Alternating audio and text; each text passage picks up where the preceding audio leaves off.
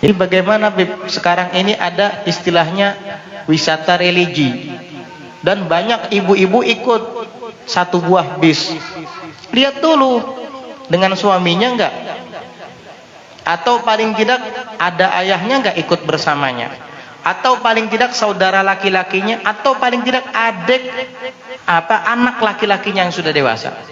Iya Beb, dia enggak sendirian, suaminya ikut kok, atau ayahnya ikut menemani, atau saudara laki-lakinya, atau anaknya yang sudah dewasa. Nah, kalau begitu halal, nggak apa-apa. Nggak Beb, nggak ada Beb. Semua wanita, tapi rombongan keluar dari batasan kampungnya, mulai Kintab ke Batu Licin, Beb, jauh benar sudah itu.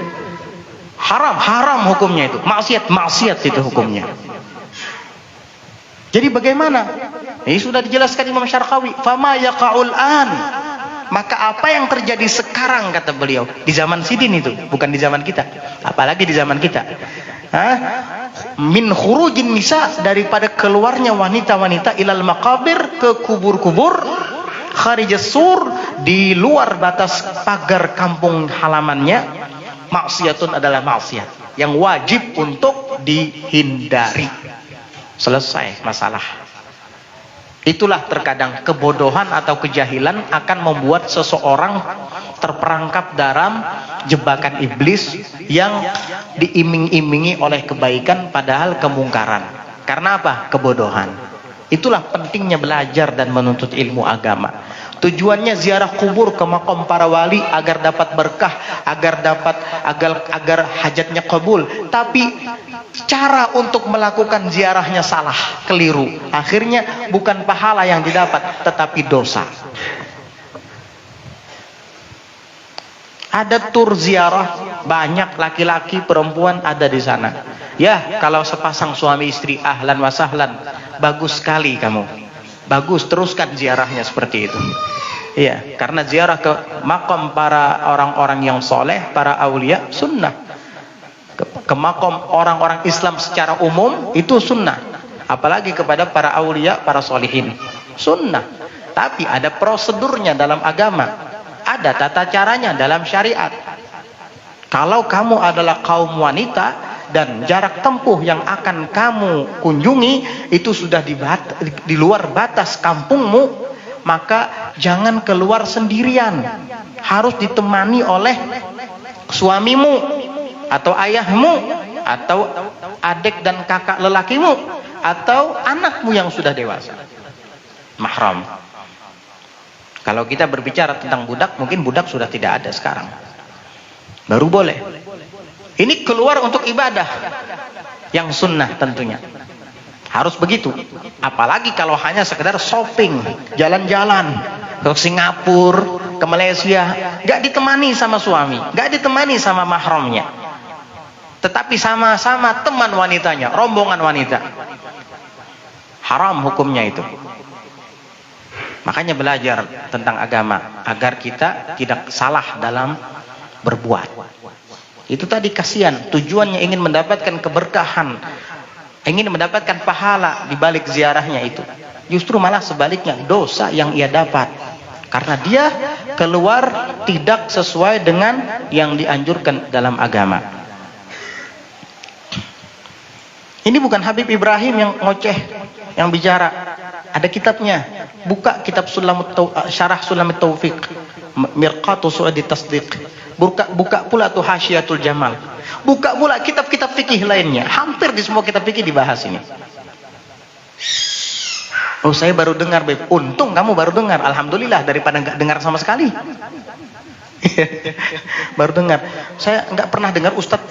Mungkin Ustadznya nggak nyampein. Takut mungkin. Soalnya dia yang jadi kepala rombongan. Ya mungkin, atau memang belum sempat baca. Husnudzon lah, husnudzon ya. Mungkin beliau belum sempat baca. Ini adalah satu di antara referensi dan rujukan dari sekian banyak referensi rujukan kitab-kitab fikih. Ini tadi Syekh Muhammad Nawawi bin Umar Al-Bantani, dan beliau sendiri mengutip dari Hasyiatul Syarqawi. Kalau mau baca kitab lain silahkan, di Anatul Talibin dibahas juga. Ya, anak itu kan hasyiah yang paling terkenal tuh. Ya, Anatul Talibin dibahas. Makanya belajar dulu sebelum beribadah. Wa kullu man bighairi ilmin ya'malu a'maluhu mardudatun la tuqbalu. Setiap orang yang beramal tanpa ilmu, amal-amalnya itu ditolak, tidak diterima. Ya, tujuannya ingin ibadah, ingin ziarah kubur, dapat berkah aulia, dapat berkah para kaum solihin, tapi caranya salah. Pergi tanpa ditemani suami, pergi tanpa ditemani oleh mahramnya, orang tuanya, anaknya yang sudah dewasa misalnya. Bahkan kadangkala perginya pun bertengkar dulu dengan suami. Waduh, aku abahnya anak 4 bebuhannya, tulakan ziarah esok kemana? Ke Samarinda sana. Wah, jauhnya jernang laki. Gamah kue, sarah kue, nah begerang ikam. Jangan jelas mbak aku kayak apa? Ayo memasak surang aja situ. Sarah kue, jangan. Kada kawa, pokoknya aku tulak sarah ikam aja, melarang ikam kan. Akhirnya ditinggalkannya lakinya. Mal'unah, nih wanita terkutuk ini. Kenapa? Dilaknat sama Allah Ta'ala dan dilaknat para malaikatnya sampai kembali pulang ke rumah. Ayyuma imra'atin batat muhajiratan an firasyi zawjiha la'anathal malaikatu hatta tarji'. Wanita manapun yang bermalam di luar meninggalkan tempat tidur suaminya tanpa izin dari suaminya, wa huwa 'alaiha sakhit, dan suaminya sedang marah sama dia, la'anat hal malaikatu hatta tarji', maka para malaikat melaknat dia sampai dia kembali pulang ke rumah. Jangan tajun dari rumah laki, apalagi lawan laki orang. Dilaknat kamu sama malaikat. Sampai pulang minta maaf sama suami. Kalau suami nggak memaafkan, hati-hati kamu, ketulahan. Kenapa sesengot? Orang bahari kalau nyabu binian sesengot ketulahan non laki.